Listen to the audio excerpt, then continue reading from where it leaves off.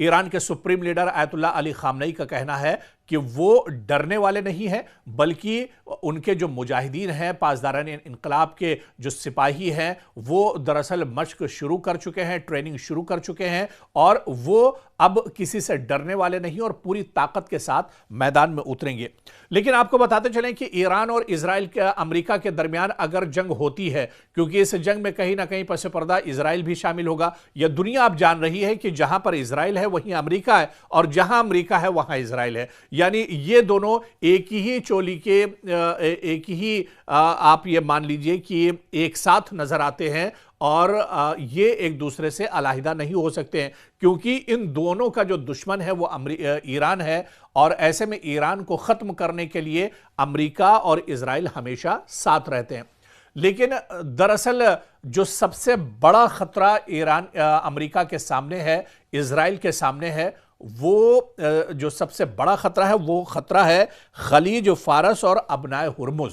जी हां, ये दरअसल पूरा समुद्री रास्ता है और इस समुद्री रास्ते पर जो एक तरह से कब्जा है, जिस पर हमेशा ईरान की निगाहें होती हैं, ईरान का इस पूरे इलाके पर कब्जा है, या फिर कहा जाए कि ईरान के जो इत्तेहादी ग्रुप हैं, चाहे हुसी लड़ाकों की बात की जाए, हमास की बात की जाए, पॉपुलर मोबिलाइजेशन जो ग्रुप है उसकी बात की जाए, या फिर इसी तरह से हिजबुल्लाह की अगर बात करें, तो जो सबसे बड़ा खतरा मशरिक़ वुस्ता में अमेरिका और इजराइल के लिए है वो जो अरब सागर है, यानी खलीज जो फारस है और अबनाए हुर्मुज, यहां पर दरअसल सबसे बड़ा खतरा और यह सबसे बड़ी कमजोरी अमेरिका और इजराइल के लिए है।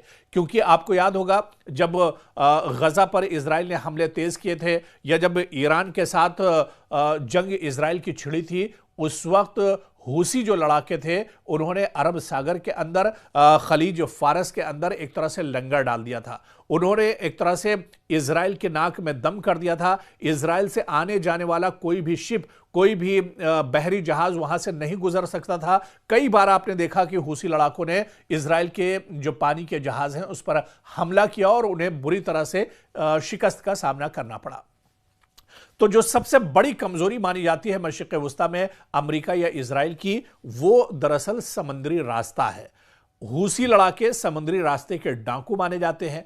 अगर हुसी ये चाहेंगे कि इजराइल या फिर अमेरिका के जो जहाज हैं यहां से न गुजरने पाए, तो फिर दुनिया की कोई ताकत उन्हें रोक नहीं सकती है। और यह दुनिया के सामने है, दुनिया ने देख भी लिया कि अमेरिका जैसे सुपर पावर ने भी चाहकर हुसियों को वो खत्म नहीं कर पाए, हुसियों को वो समंदर के अंदर नहीं रोक पाए। तो ऐसे में खलीज फारस और अबनाए हुर्मुज दरअसल बहुत बड़ी टेंशन दरअसल अमेरिका के लिए है। और अब जब अबनाए हुर्मुज में अमेरिका का सबसे बड़ा जो बहरी बेड़ा है अब्राहम लिंकन, वो लंगर डाल चुका है। पिछले 15 दिनों से सिर्फ एक तरह से इंतजार किया जा रहा है या ये भेदने की कोशिश की जा रही है कि आखिर अमेरिका यहां पर अब्राहम लिंकन को लेकर क्यों आया है अबनाए हुर्मुज में, क्योंकि अगर उसे हमला करना होता तो फिर हमला अब तक कर दिया होता। इतने दिनों तक आखिर यहां पर इंतजार क्यों किया जा रहा है?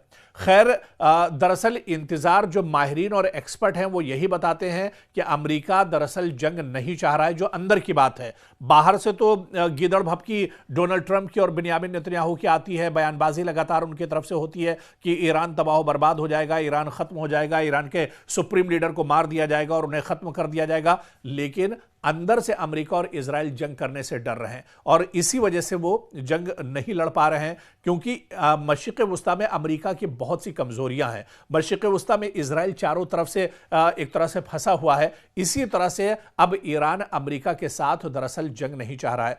अमेरिका दरअसल अबनाए हुर्मुज को नहीं भेद पा रहा है। अमेरिका दरअसल खलीज फारस में उसकी बहुत सी कमजोरियां हैं, उसे एक तरह से नहीं भेद पा रहा है। और यही वजह है कि खलीज फारस या अबनाए हुर्मुज इस वजह से भी बहुत इंपॉर्टेंट है क्योंकि दुनिया की तेल सप्लाई का जो सबसे अहम रास्ता है, जो सबसे अहम जरिया है, वो दरअसल खलीज फारस और अबनाए हुर्मुज है, जहां से दुनिया की तेल सप्लाई का सबसे अहम इसे रूट माना जाता है। सबसे ज्यादा तेल सप्लाई दरअसल खलीज फारस और अबनाए हुर्मुज से ही होती है।